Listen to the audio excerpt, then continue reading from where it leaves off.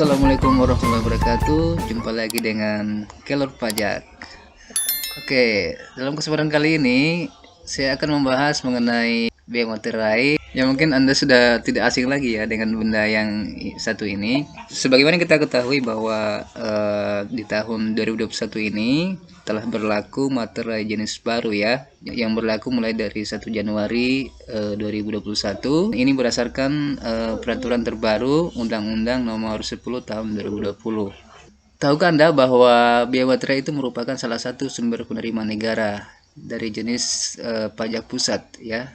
Jadi nanti penerimaan dari biaya materai ini akan masuk ke APBN untuk membiayai pembangunan. Terus apakah biaya materai itu?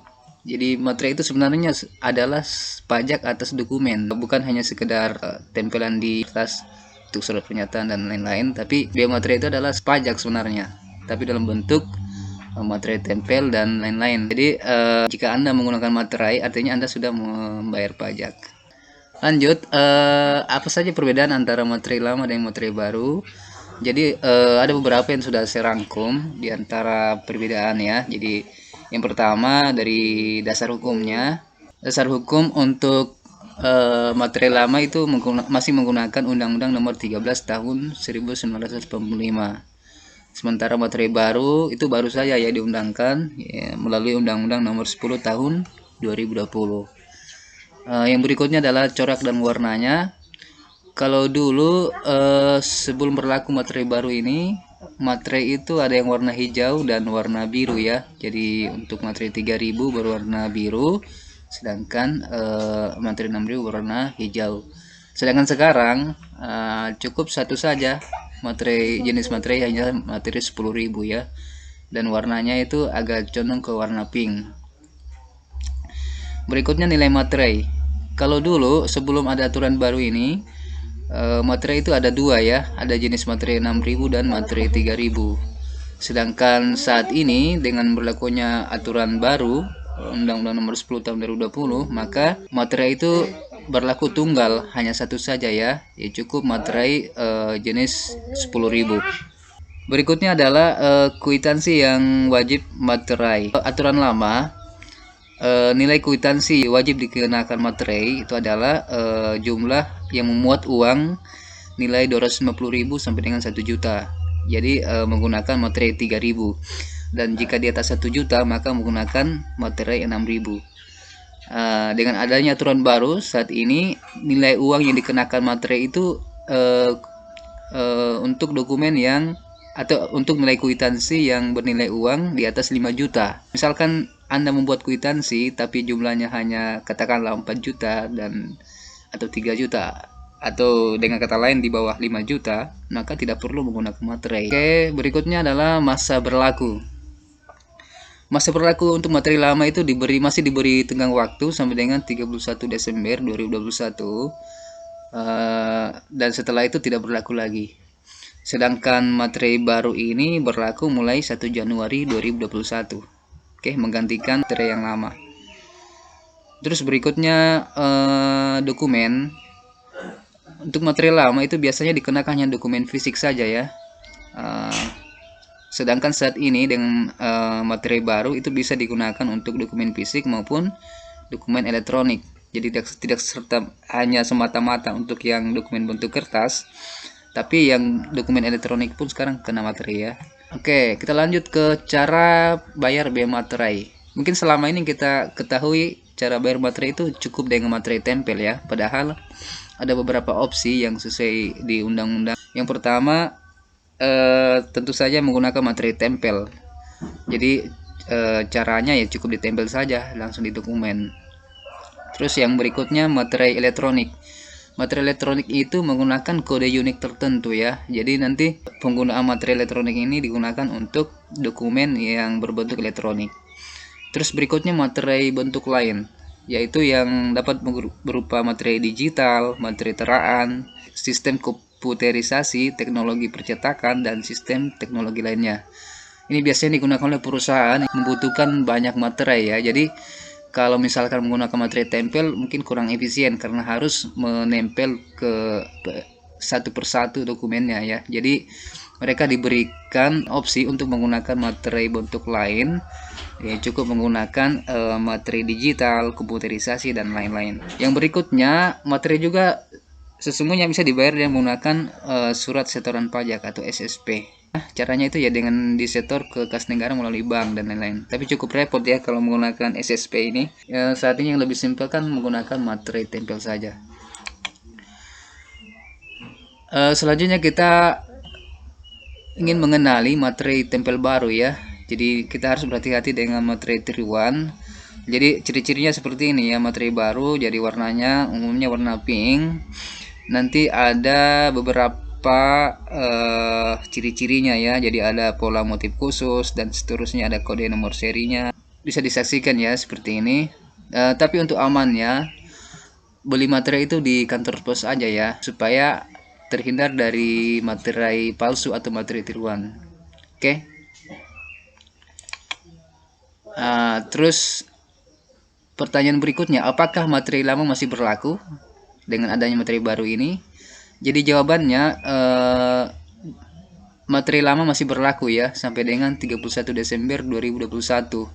Tapi dengan ketentuan minimal nilainya itu 9.000. Kita tidak bisa lagi menggunakan materi 6.000 saja atau 3.000 saja ya. Jadi nilainya itu harus 9.000. Contohnya seperti ini. Kita ingin membuat satu surat pernyataan, kwitansi atau dokumen lain yang membutuhkan materai. Jadi kita bisa sandingkan antara materi 6.000 dan materi 3.000 di dokumen tersebut. Jadi kan jumlahnya 9.000 ya. 6.000 tambah 3.000 9.000. Bisa juga menggunakan dua materi 6.000. Jadi 6.000 tambah 6.000 12.000. Jadi minimal 9.000 ya. Terus bisa juga menggunakan materi 3.000 3 buah di dokumen tersebut. Jadi juga ini memenuhi syarat. Jadi intinya minimal nilainya 9.000 itu sudah bisa digunakan untuk pematerian di dokumen. Oke. Kemudian dokumen apa saja yang wajib untuk materai? Secara umum dalam pasal 3 ayat 1 di Undang-Undang Nomor 10 Tahun 2020 ada dua jenis dokumen yang dikenakan materai. Yang pertama adalah dokumen yang bersifat perdata, yang kedua dokumen yang sebagai alat bukti di pengadilan. Untuk lebih rincinya kita lanjut ke jenis dokumen perdata. Yang pertama berupa surat perjanjian ya, surat keterangan, surat pernyataan, dan surat lainnya sejenis. Terus akte notaris, terus akte PPAT, dan surat berharga berupa saham, cek, bilet giro dan sebagainya. Dokumen transaksi surat berharga, dokumen lelang berupa kutipan risalah lelang dan seterusnya. Terus yang ketujuh ini dokumen yang menyatakan jumlah uang dengan nilai nominal lebih dari 5 juta. Nah ini adalah kwitansi ya. Jadi kalau kita membuat kwitansi yang di atas 5 juta, maka itu sudah wajib materai. Tapi kalau masih sama dengan 5 juta atau di bawah 5 juta, maka belum wajib materai. Berikutnya adalah dokumen yang tidak dikenakan materai. Jadi tidak semua dokumen itu dikenakan materai ya. Jadi ada beberapa dokumen yang tidak perlu kena materai. Apa saja itu? Yang pertama, dokumen yang terkait dengan lalu lintas orang dan barang. Yang berikutnya, segala bentuk ijazah ya. Jadi ijazah kita itu tidak perlu dikenakan materai. Yang berikutnya adalah tanda pembayaran gaji, uang tunggu, pensiun, dan lain-lain. Berikutnya, tanda bukti penerimaan uang negara dari kas negara, kas pemerintah, dan bank. Lalu kwitansi, kwitansinya tidak semua ya bisa kena materai. Kalau misalkan kita membayar pajak kan diberikan tanda bukti ya, itu kan sebagai kwitansi juga. Tapi jenis kwitansi ini tidak dikenakan materai.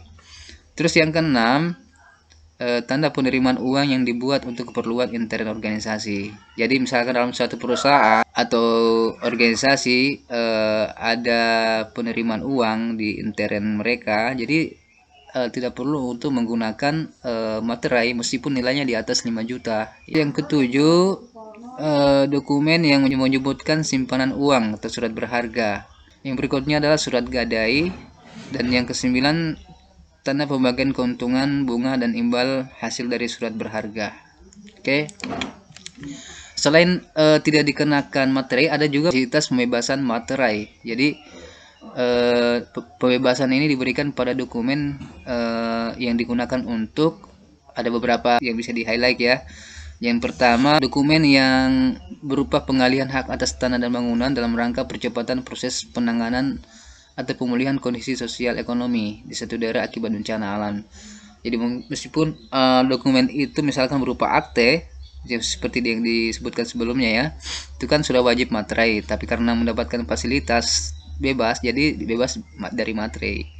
Yang berikutnya adalah dokumen pengalihan hak atas tanah bangunan yang digunakan untuk kegiatan semata-mata bersifat keagamaan dan atau sosial yang tidak bersifat komersil.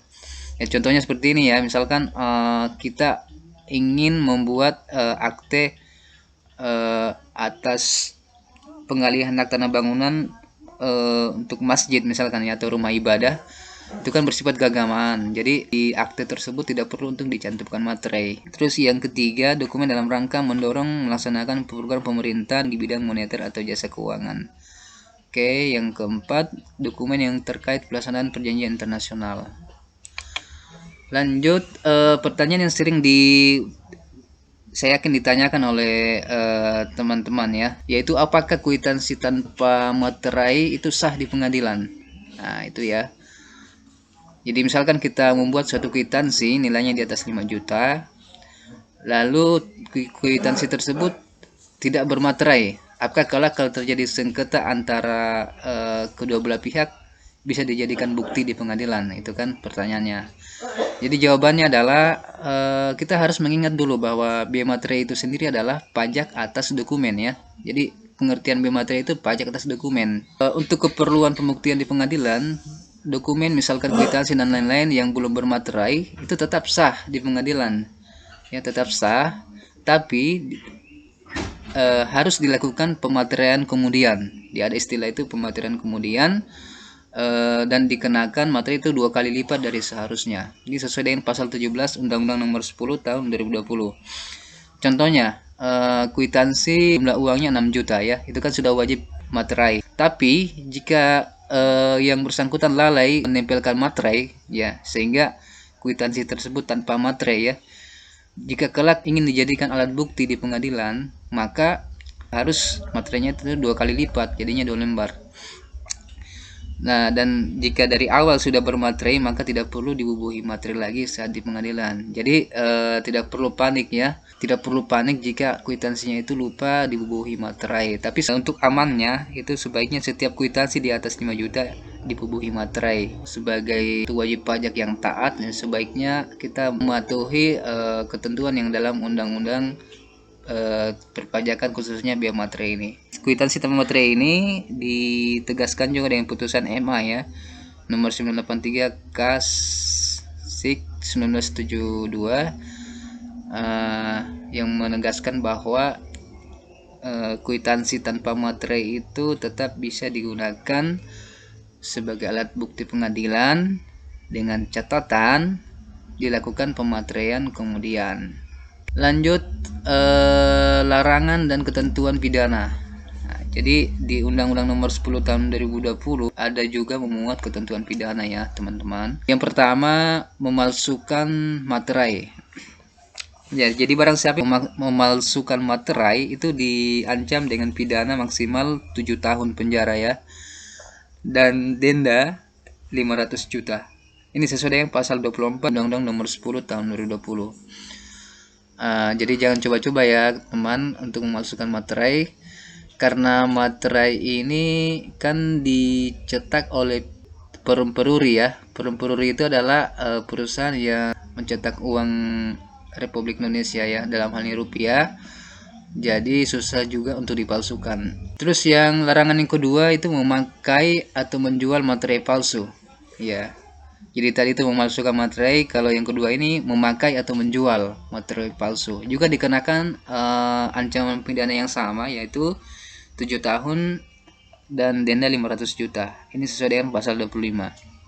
Larangan yang berikutnya adalah mencopot materai bekas untuk dipakai lagi atau dijual, diberikan ke orang lain. Nah, ini yang sering terkadang itu banyak dilakukan ya. Jadi materai itu sesungguhnya sudah dipakai, jadi sudah ada tantangannya, tapi dicopot lagi untuk digunakan di dokumen lain. Nah, itu diancam pidana ya. Jadi pidananya itu maksimal 3 tahun penjara dan denda 200 juta. Jadi jangan sampai ya teman-teman lakukan hal ini ya. Jadi sangat disayangkan karena materai itu kan cuma 6.000 ya. Jadi misalkan kalau 6.000 itu lalu kita ketahuan menggunakan materai bekas lalu dipidana 3 tahun penjara atau dan denda 200 juta, itu sangat disayangkan ya. Untuk sementara sampai di situ dulu. Jadi semoga informasi ini bermanfaat, dan jika Anda merasa informasi ini bermanfaat buat Anda, maka jangan lupa like dan subscribe. Dan yang paling penting adalah share kepada yang membutuhkan. Assalamualaikum warahmatullahi wabarakatuh.